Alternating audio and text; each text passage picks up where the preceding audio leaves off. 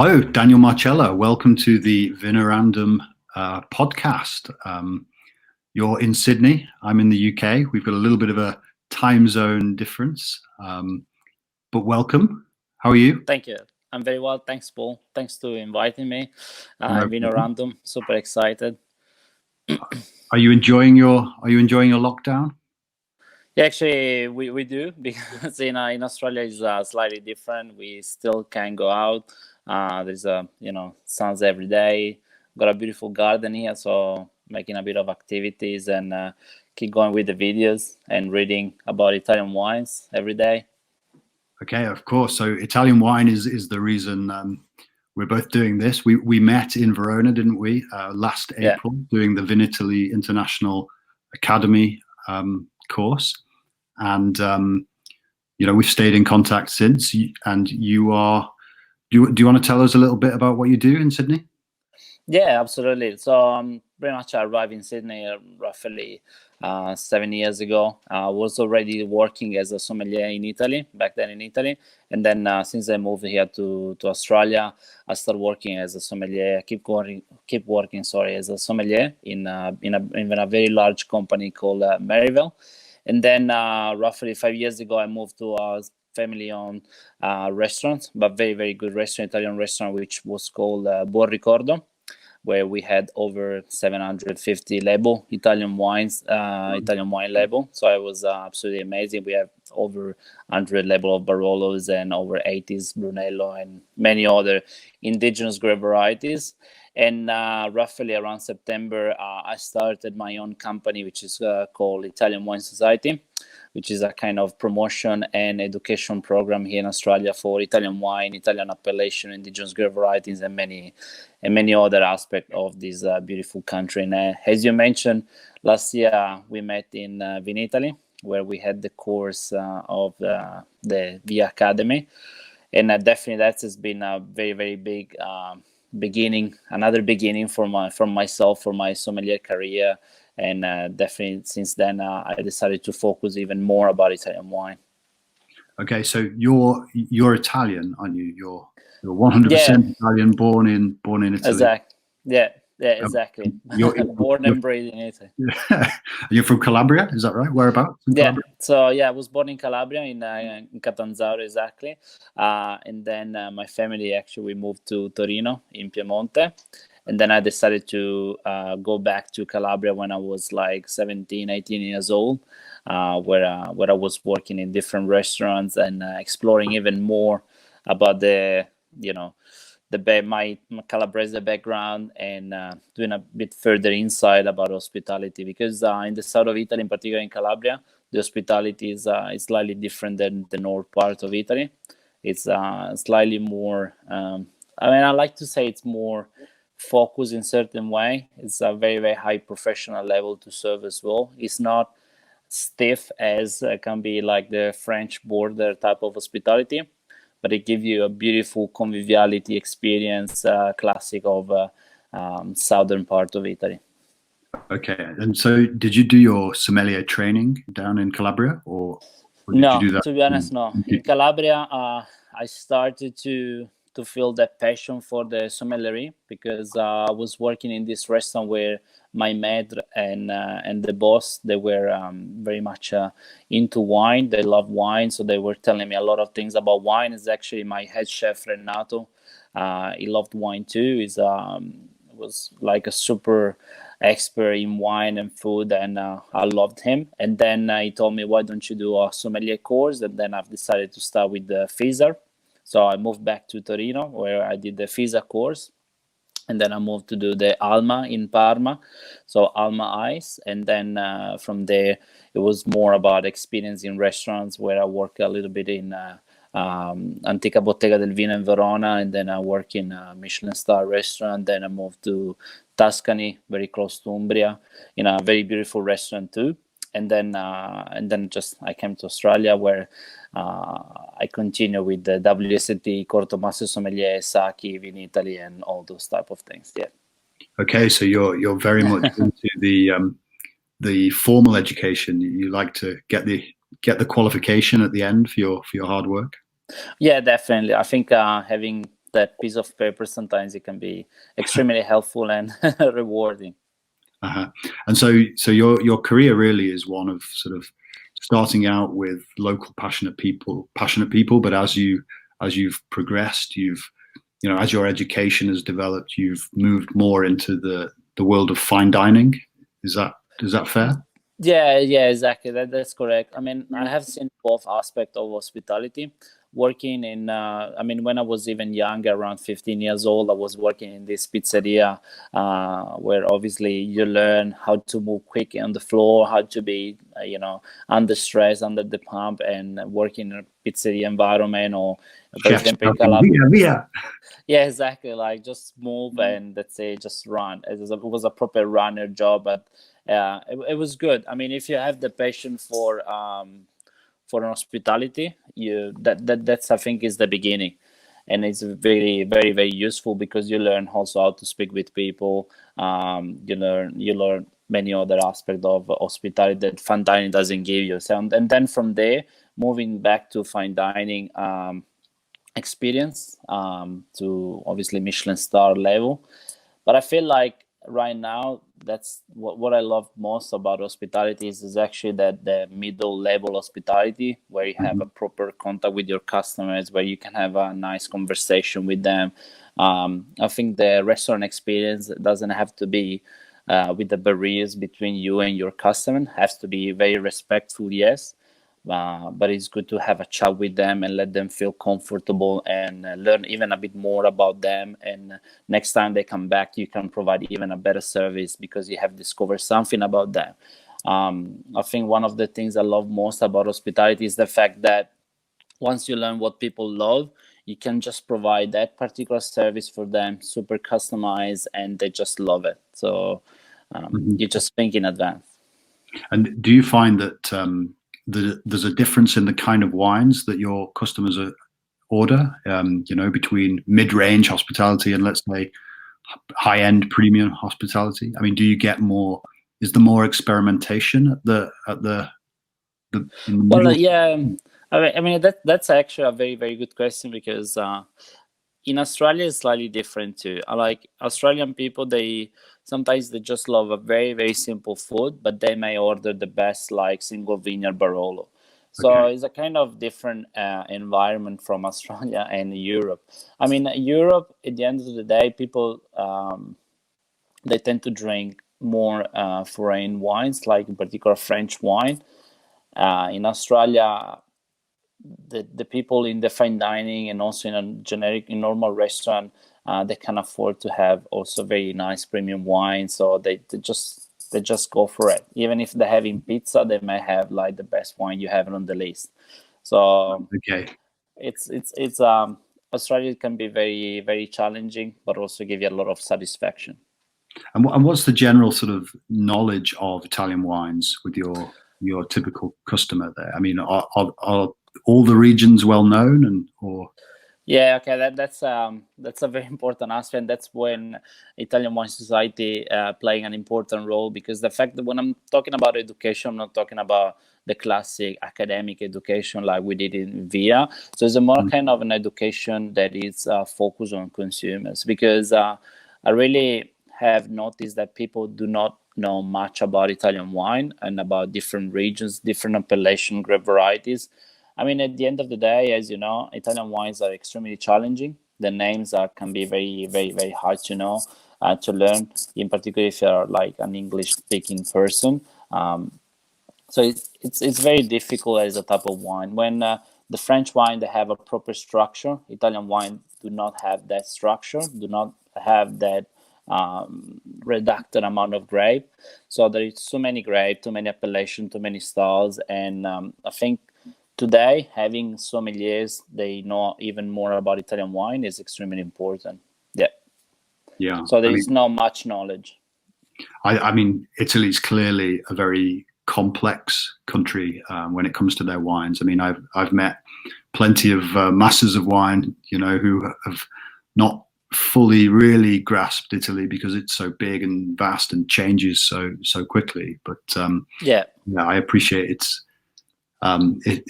It can be difficult to try to explain, Calabrian appellations, for example. There's a lot of long, very wordy appellations. Yeah. Yeah, exactly. Even like to pronounce Terre di Cosenza or to pronounce Bivongi or whatever it is, like, but even the grape varieties, if you think between, now you're talking about Calabria, like Gaglioppo, Magliocco, just the slightly difference, Montonico or whatever it is it's hard. Like I'm thinking when I first started to speak in English, and still today is extremely hard. I can imagine for an English speaking person that wants to pronounce something Italian. And just one more thing on that, actually, that I noticed that people do not want to order something that they cannot pronounce. Particularly with people that are sitting on the table, they're having guests. They don't wanna look silly to pronounce something like Garganega or Garganega or something like extremely hard. So if you put it on the list, in particular by the glass, something that it's very hard to pronounce, it's very difficult to sell it as well. Because if they can't pronounce it, they won't order it. Unless obviously you suggested, but to be honest with you, there are not many restaurants out there that still have sommelier on the floor. So we need to create more wine lists that are simple, a bit more logic, and that actually help the customer to order that particular wine instead than put them far away from ordinary. Brilliant. So just going back to the restaurant with 750 labels, because it's still dancing around my head. What proportion of those were Italian? Well, they were like 90%, 95% Italian.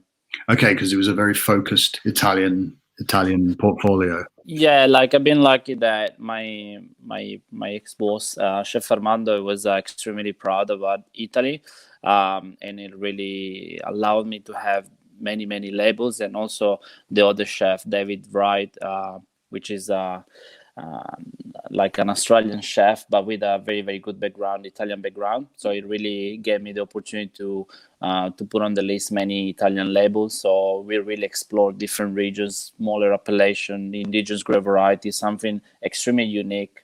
So it was very much focused on Italian wines. Brilliant. And what was the kind of breakdown of the list?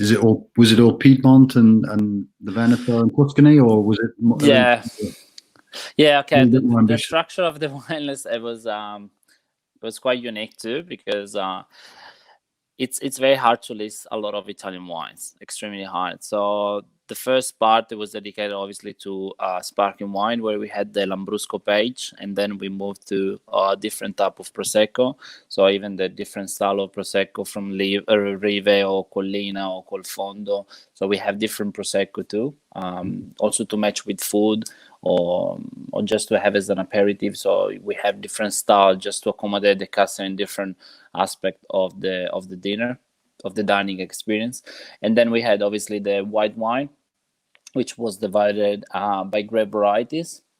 We tried to do both by grape varieties and by regions. And then after, I noticed that by grape varieties is a bit easier, because the problem is that when you list it by region, some grape varieties, they may repeat themselves. So it's very hard. It's very hard to suggest like particular grape varieties. Like somebody say, I just want to have a Barbera. So okay, so you have different areas for Barbera. You have the Lombardia, and then you have the Piemonte. So you need to go back and forward with the pages. It's never good to do that. So I decided to list it by grape varieties, and then moving obviously to Rosé. And then when I start from the red, the structure obviously was slightly different, because with the red, we had the major grape varieties, obviously. But after, when it was listing like Nebbiolo, that's where there was a more appellation involved into it. So, for example, we had the Nebbiolo, Langhe Nebbiolo, and then we had the Barbaresco, the Barolo, Alto Piemonte, and then moving towards Veneto. Same thing with Corvina. There was the Corvina like Valpolicella Ripasso, and then we had the Marone with the different sub-zone appellations.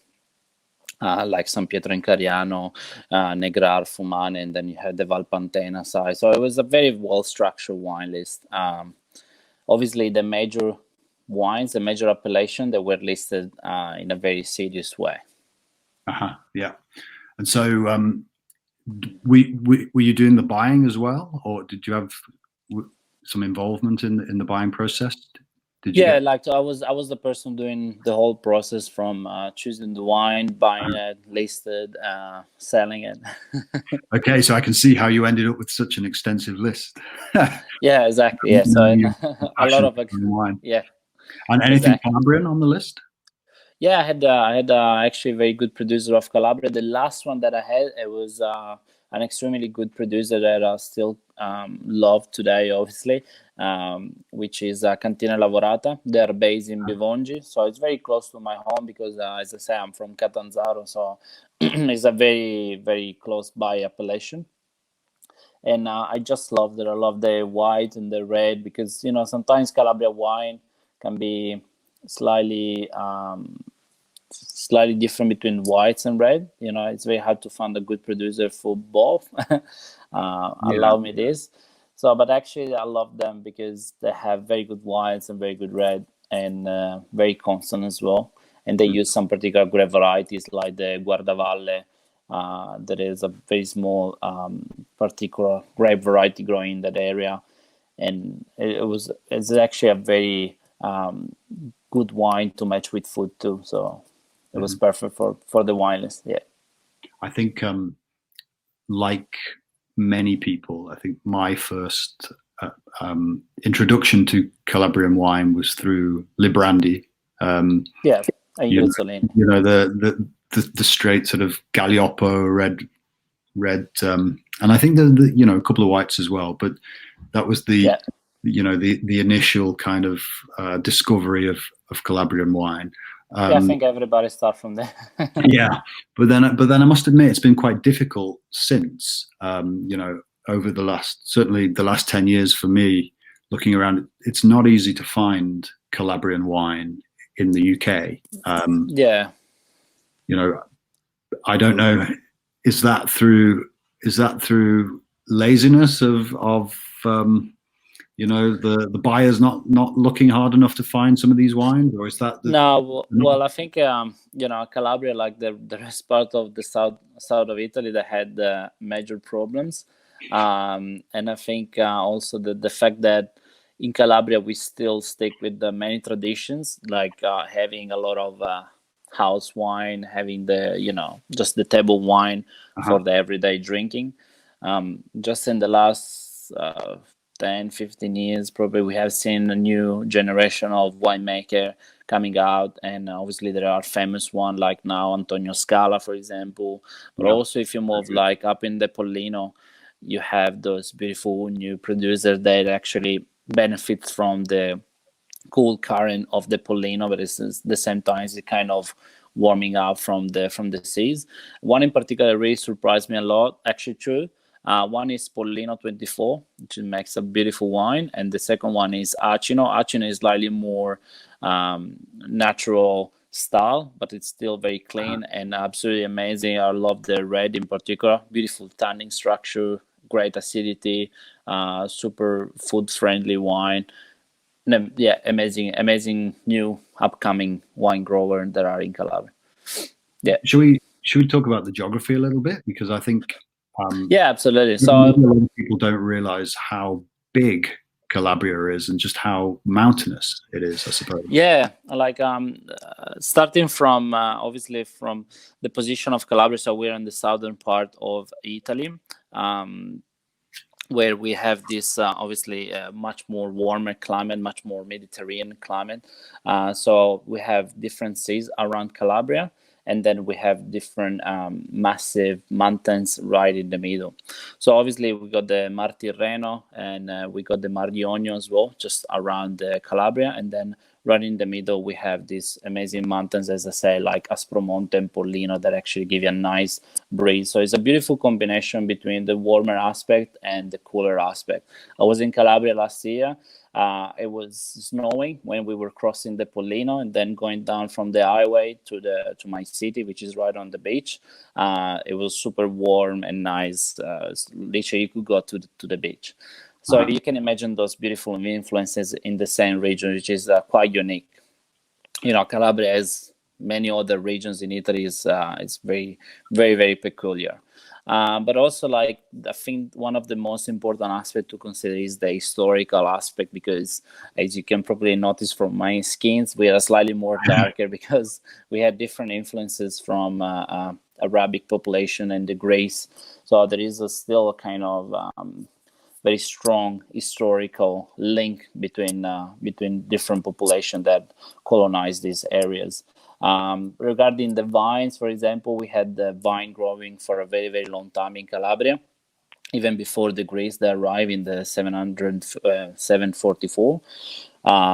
So when they arrived to Calabria, they discovered that we already had vines, but they just make it better. So there was a very important focus on wine training and to having really the best wine. If you really think Calabrian wine, which was Cremisa, which is the father of the Chiro, it was used also as a awarding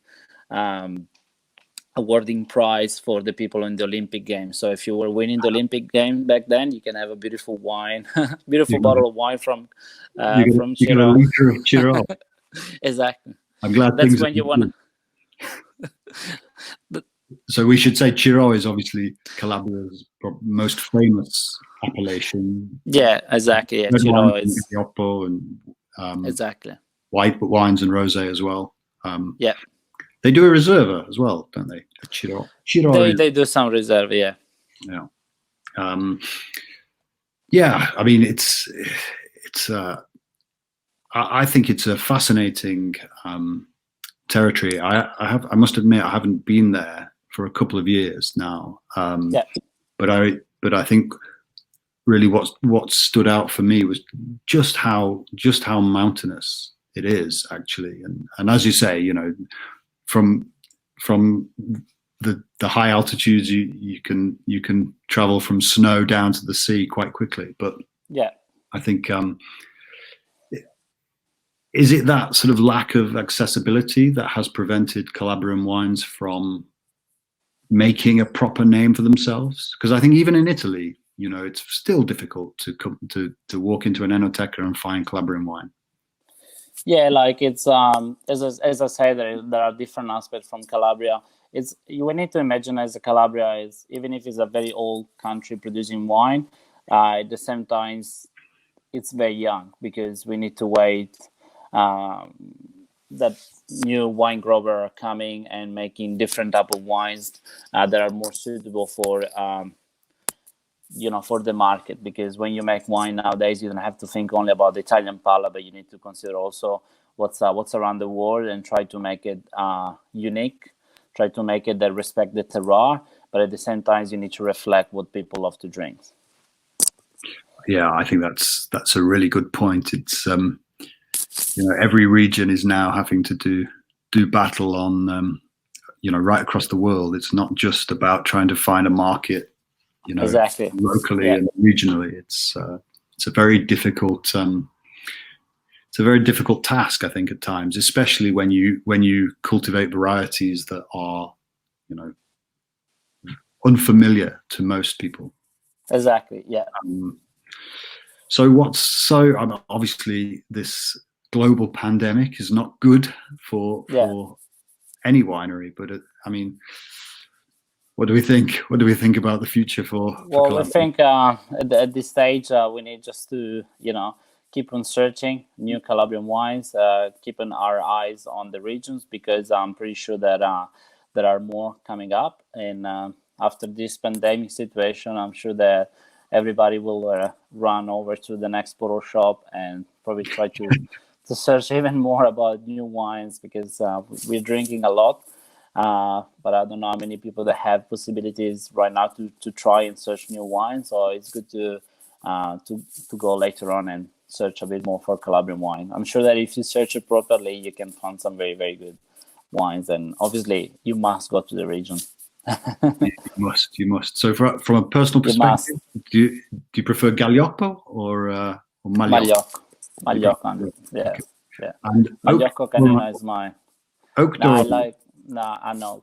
Like Magliocco has to be super pure, like beautiful tannin structure, the juicing of the fruits, this black and blue fruits combination with the slightly spices, this leather feeling, And as I say, this super beautiful acidity and tannin that actually I love to eat a lot of not a lot, but I love to eat prosciutto and salami and those type of things. So I think this wine is very suitable for an antipasto, and then you can have with pasta, you can have with main course too.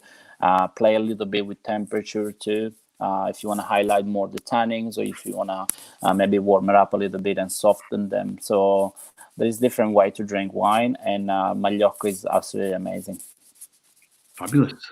I think that's a nice place to leave it. Hopefully we can put together another discussion on Calabrian wine and bring some producers in. And hopefully we can meet at the next VinItaly next year. Definitely we will. Hopefully. I'm already into it. Brilliant. Okay, Daniel, thanks for being on the podcast. Cheers. Thank you, Paul. Take care. Have a good day. Ciao. Bye-bye. Ciao.